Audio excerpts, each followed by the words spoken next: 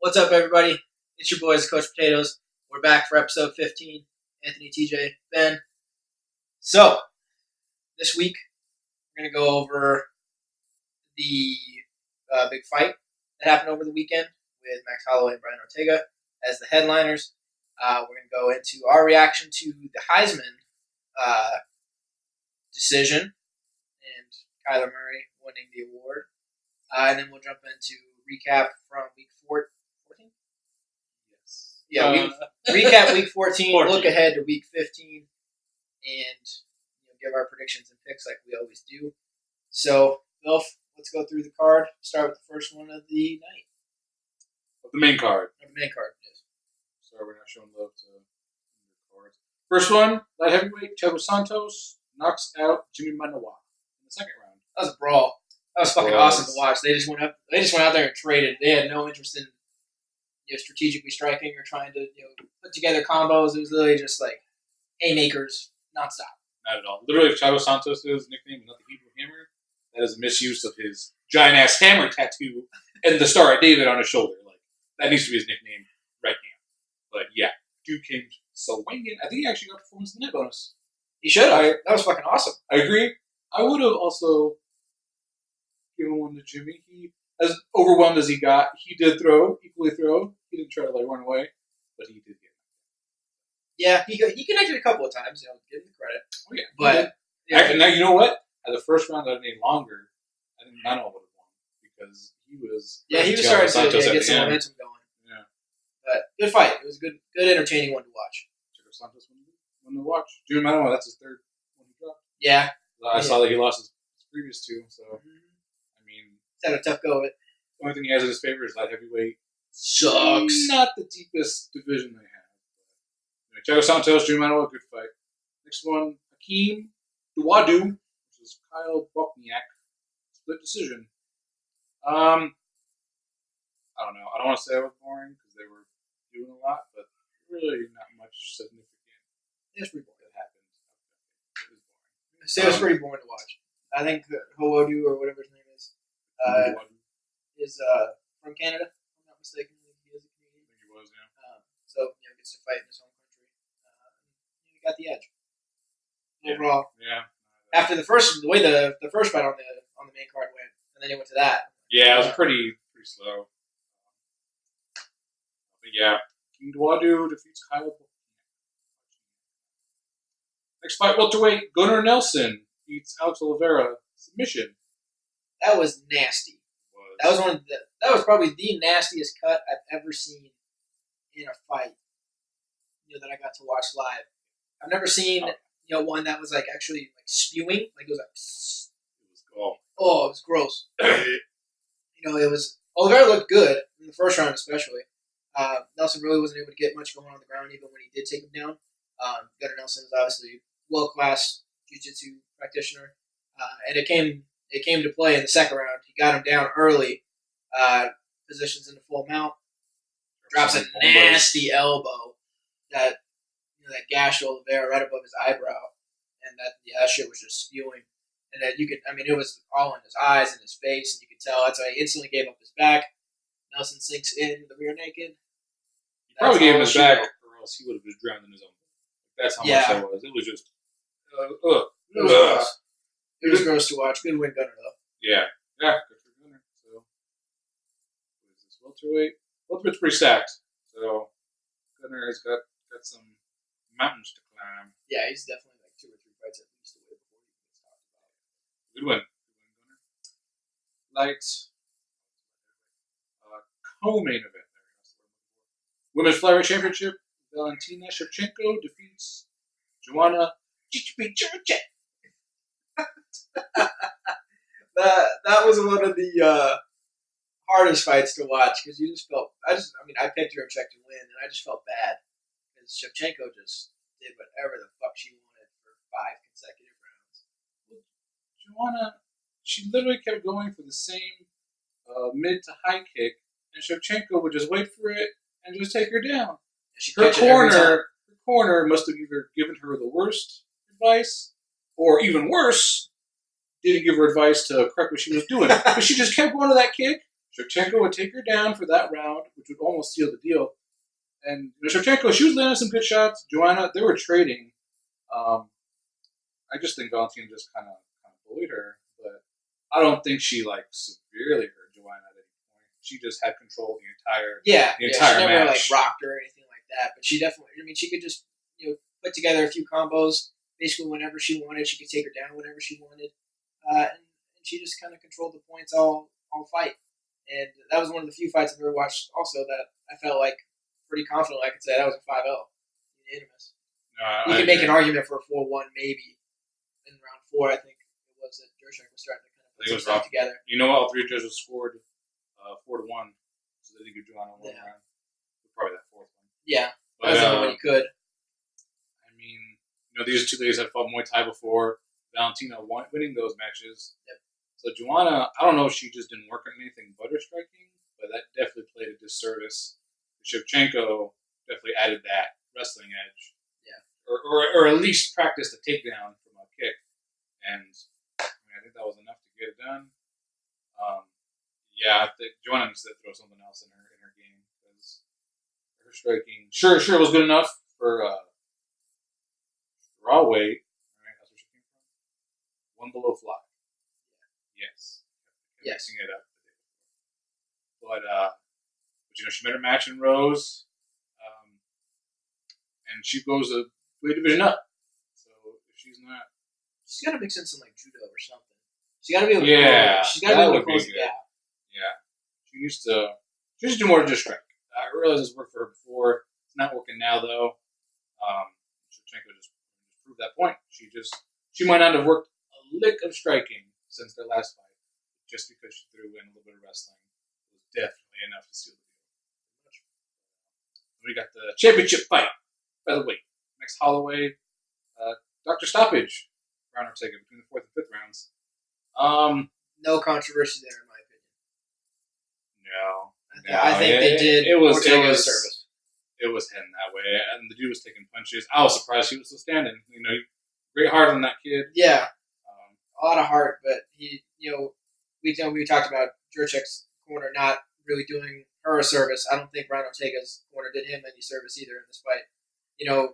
Ortega's basically, he's gotten away with being able to stand and bang with the guys he's fought thus far. And not to say that he's a slouch, but obviously it's not his his strongest aspect of his fighting. And to try and stand for 4 rounds with the champ, the guys with as skilled of a striking game as Max Holloway has, I don't think that was the right play. I don't think it was smart on Ortega's part, and it showed because Max basically did whatever the hell he wanted all fight long. And I kind of thought about it when we were watching it. I think he kind of caught. I like to call the Ronda Rousey syndrome. Yeah, right? She's tearing through the whole division by submitting them. So she starts getting a little bigger balls. She starts striking with them. She starts knocking people out. Right. And so she gets this, hey, I can strike too. Then she met somebody who wasn't afraid of her striking. Boy, oh boy, was she ever wrong. And by the time she realized that, she was already too beat up to try to do a good takedown, to set up anything to do a takedown. She got knocked a Philly out, Holly Holmes. But I will give Ortega credit. Maybe there was 1 or 2 desperation takedowns, but once he realized that he was in no condition to take Holloway down, Holloway was very technically sound. He also has a great ground game. Yep. He just stood. He tried to bang it out. I believe had the doctor not stopped, he still would have been like, "Fuck, throw me in that 5th round. I don't care." Even though he probably couldn't even see out of his left eye. Right. He's like, "I'll take the knockout. I don't give a damn. Put me out there." And that's what I like. I hate when these jiu-jitsu guys, they get desperate and literally they're just dive bombing. Watch any Damon Maia fight, he's losing. Yeah, that you will see what I mean. Fight where he shot 29 times or something like that, didn't land a single takedown. 29 times. Fucking ridiculous. Oh, I'm 10 feet away? I can get him, coach. He didn't do that. I'll give him so much credit. And you know what? He hurt Holloway at one point with his striking. Yeah, he did hurt him. Holloway, Holloway does his little things where he tries to get under your skin. And there was definitely when Ortega was coming forward, Holloway was not doing those dancing. And I always say too, I hate when fighters do that. Like when they get hit and they like shake their head, it's like you're just confirming that he gave you a good shot. Like, don't do that.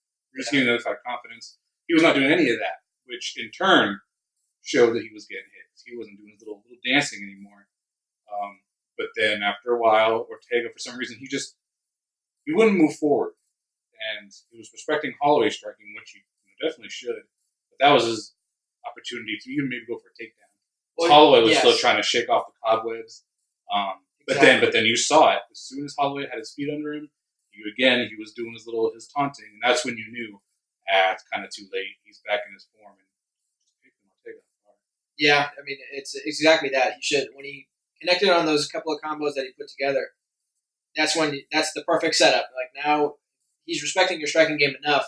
You can shoot, you can get a takedown in there, get a single, get him down, and not that Holloway can't get himself back up, and his takedown defense was good. It always has been.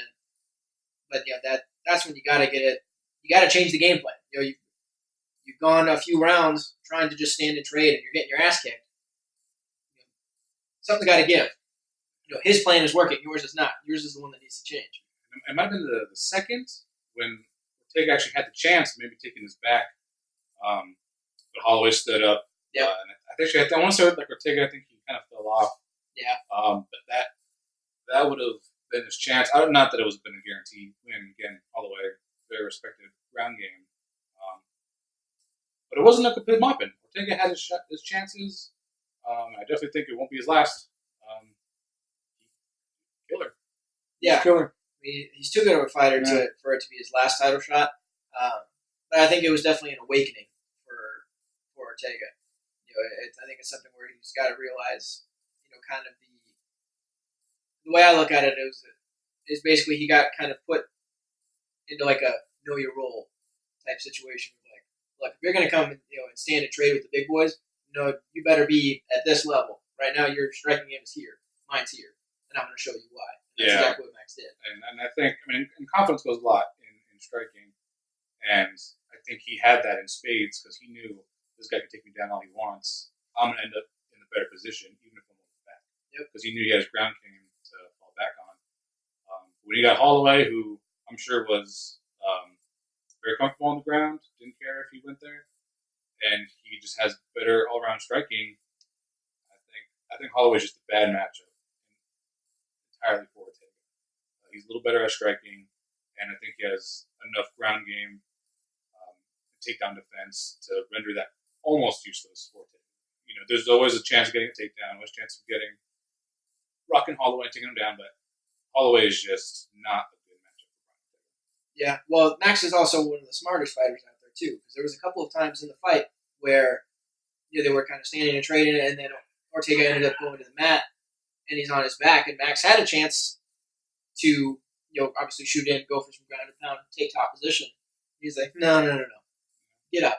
Like even as respected as Max's ground game is, he's not that dumb to want to just try and dive into something that Ortega would welcome happily. Yep.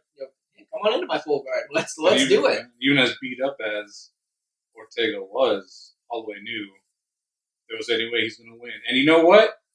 He did. There was a point he was full mount on Ortega. Yeah, and Ortega flipped it. Yep, Ortega threw his legs up to get in front of his chest, so Max couldn't really impose his will forward. Max tries to stand up. Ortega goes for a leg. Not a very high success rate on those, but hey, anytime you put someone in danger, that's kind of a bonus. But Holloway realized, nope, even a beaten and battered Ortega is still one of the most dangerous things on the ground. You don't even want to mess with that. So Holloway backed out. He got the win. It was a good win. I think it was also a combination of, he wasn't even the favorite one. Did you see that? Yeah. He was a slight underdog. Yeah, very slight, but he was an underdog. And I think that's just people forgetting that he was good. I was all for Ortega. I mean, I'd never, not once discounted Max couldn't win. I was definitely on the Ortega train. Same. Yeah, same boat. And I hadn't seen Holloway fight in a while. It's easy to forget people. It's also easy for those people to shoot back up and say, I hope he stays there. In his post-fight interview, he said that you can't defend the crown if you leave it. If he leaves it, that means it's up for the taking for somebody else, and he wants to defend it. I hope he sticks to that. I hope he does try and put together a title reign at featherweight because it's a good division, a lot of good fighters, and there's Feather, a lot I of would good say battles. feather is one of the more feather, light, and welter. Those three, I think, are the really stacked. So hopefully he stays there and does some damage because they are potentially get some rematches with people. I'd love to see them take a rematch soon, but we will see. Good fight. Good on both fighters. I really don't think there was a loser either way. Well, minus There was a the loser. quarterbacks. We're taking loss, but We'll gain more than now he knows what to work on. But I think the biggest thing for me too going into it was this was kind of like the picture perfect matchup that you would want in the purest view. Is that you got two guys, young, in their prime, at the top of their games, fighting for a belt, not doing a ton of trash talk and all that bullshit. Like they have respect for each one. Each of them knows what the other can do. They just want to go in there and may the better man win. And that's exactly how it played out. Afterwards they went up to each other, shook each other's hands. Showed the other guy the credit that they deserved. And I'm sure they're looking forward to potentially doing it again in the future. So all around, good card. Liked it. I liked it. So now let's transition to something that we all did. Well, I shouldn't say. I don't know about we all. Me and Bilf specifically. I don't know how you felt about it, Ben. We all did not like with the Heisman choice. Actually, Kyler Murray. I do want to hear what Ben has to say because I already know what you think, and you already know what I think. Well, I called Kyler my sleeper. You did. That is true. You did say that he could. In other words, shouldn't have won. I think he should have won. Really? I do, because I think if Hurts plays for Alabama, I think they have the same record. If Kyler Murray doesn't play for Oklahoma, I don't think Oklahoma wins a game. I don't necessarily disagree with you, but does Alabama look like the unstoppable juggernaut? They look like that every year since I was born. No. Last year, They look at Adrian McCarron and he was ass. They were not as scary as they were this year. This year, everyone was like, well, why the fuck are we even having a playoffs? Alabama's going to win. This year, they were dominant. They murdered everybody. One game that they didn't even lose. That's another thing. Georgia should have been the thing. But again, you're saying, does Alabama look scary? It's not a team award. It's an individual award. It's not, Heisman isn't the best team in the country. He has one fewer loss than Oklahoma. He doesn't. The team does. You can't blame a guy because his whole team is good. You can't blame a man because he has the best coach, best defense. Because he could have done mediocre and still been undefeated. Blah blah. Then okay, maybe, but he was phenomenal. That's true. He so took was his Kyler Murray. tools. He hasn't lost. Kyler Murray did more with less. That's the point of the award. I think for once they got it right. The award is the best player. No, which I think is too. For once, I think they got it right. I think the Heisman is viewed as the MVP of college football, and I think that in professional sports, that just goes to the best player on the best team. But if we're all being honest with ourselves, in the NBA, there's one person and one person only who should win the MVP award every year, and that is LeBron James. Because no matter what team he goes to, that team is going to make the playoffs. He could leave the Lakers right now and join any team that's shit. He could go to the Suns, and the Suns would probably make the playoffs. Any team he went to in the offseason was going to make the playoffs. That's your most valuable player. If Kevin Durant leaves the Warriors, the Warriors don't make the playoffs? Yes. Are they probably going to still win the West? Yes. There's no point in, will that ever happen? No, because the writers don't want to vote LeBron every year. So then what you're saying is Tua is the MVP. But he's not, because you could put anybody in his spot, even that's not as great as him, and Alabama would still be an incredibly good team. I don't disagree. Tua would not win. Okay, now I agree with you. If Tua was on another team, they would also be very good. But if Kyler Murray, it's basically, I look at it this way. If you take Tua off Alabama, Alabama is more than likely still undefeated. They maybe lose to Georgia in the SEC title game, but they're still making the playoff. If you take Kyler Murray off Oklahoma, they might not have 6 wins to get a bowl game. Their defense gave up 40 a game. Every time they won, it was 55 and 45. Okay, so just looking at the stats. For the season, Kyler Murray, completion percentage, 70.9. Tua's 67.7. Yardage 4,053 for Kyler, 3,353 for Tua. 40 passing touchdowns for Kyler, 37 for Tua.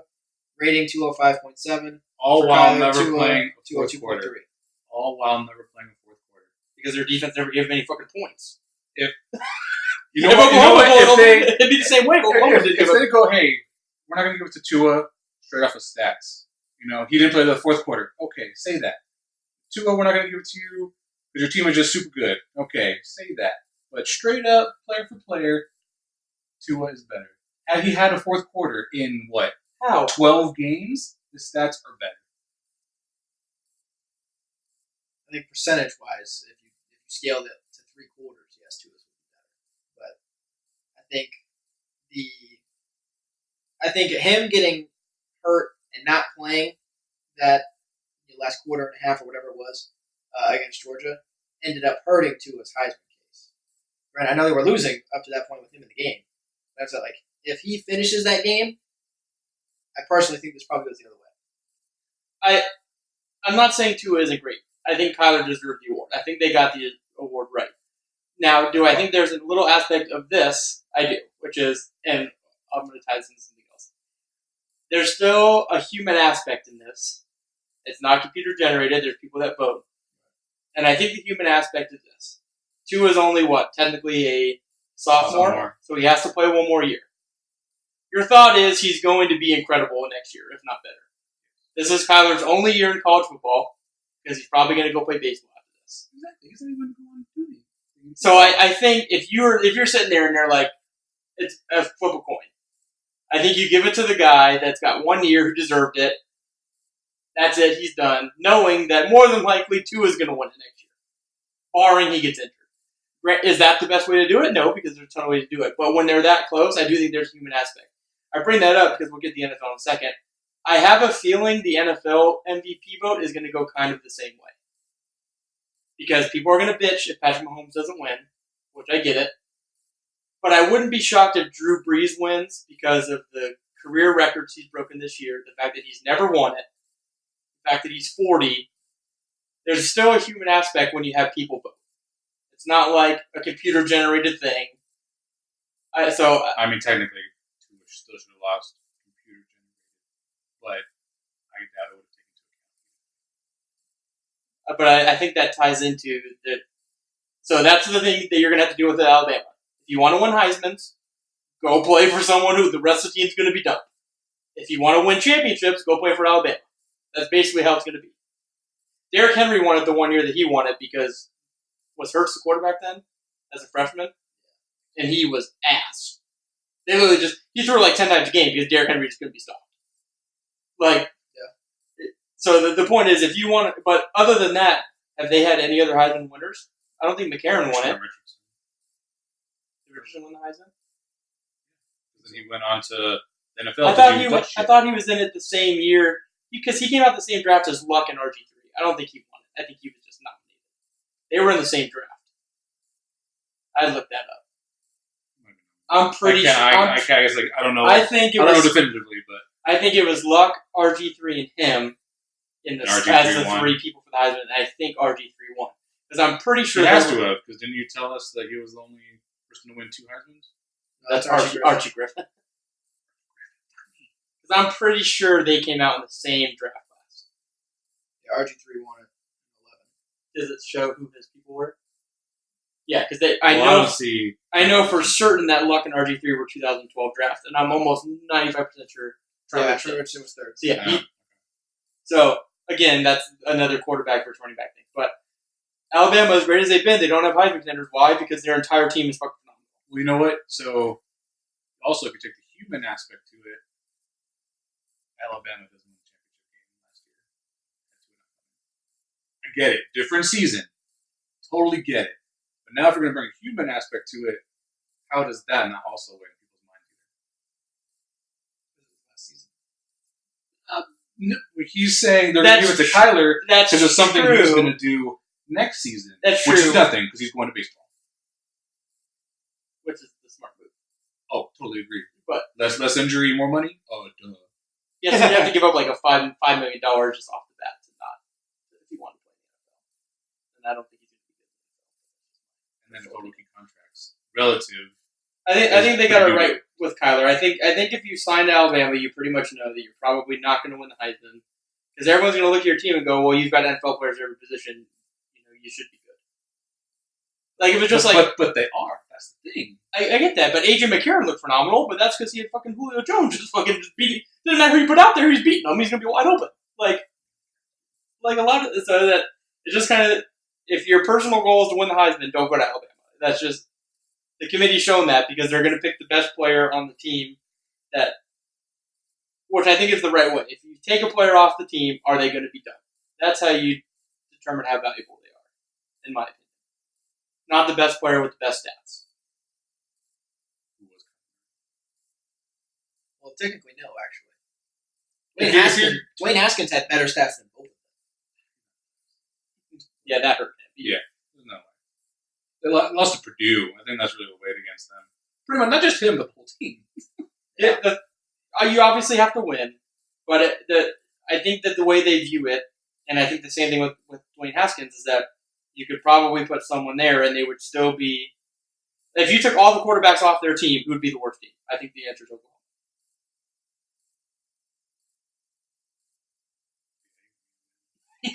Like if you just put just took all them off and put fucking who's UVA's Khalil Tate on any of those three teams, who's gonna be the worst team? Probably Oklahoma. Yeah, I think that's the right way to look at it. I'm not crediting that. I think that's the way to look at it. I wish more sports would look like that. They never will because they don't want. It would look stupid if someone it would have been the same thing when Kobe was on the Lakers when he was by himself. You take him off the team, they probably don't win a game. They're just ass. Yeah, they just but no one wants them to win every year. It's different in basketball because I get it, one player affects the team more. But if Luck's not on the Colts this year, are they even in playoff contention? No. No. Whereas if you put no offense to Bilf Rams, if you put someone else, you put Keenum on the Rams, are they probably still pretty good? Probably. Yeah. So I think that's. I was about to make a joke, say offense taken, but you're correct because it's McVay. That's the mastermind. Exactly. So I think you kind of got to look at. There's definitely people that are product of a system. Now Tua is incredible. I'm not saying that he's just a product of a system, but I think they got it right with Kyler Murray. And I think, as upset as Tua might be about it, as long as he doesn't get hurt, which obviously none of us are hoping he does, he's probably going to win it next year. Unless someone just comes out of the woodwork that we're not thinking of, and then Alabama. The other thing that's going to hurt him though is Alabama's going to have probably the number one defense the world's ever seen again. So. Yeah, it's almost like when you're up 40, maybe you just let the other team score 3 touchdowns. That way it doesn't look like you beat them by 50 to 10. Then maybe we'll play you in the fourth quarter a little bit. So I think they got it right with Kyler, but I think it is partly the fact that you play on Alabama. Everyone just knows the rest of your team is so good, and they're so good, so you don't have to play the fourth. That's just how it's going to be. If they would have just said, yeah, he'd never played a fourth quarter, he didn't have any, he has to play this amount of quarters. Oh, sure, whatever. He didn't. That's the way it is.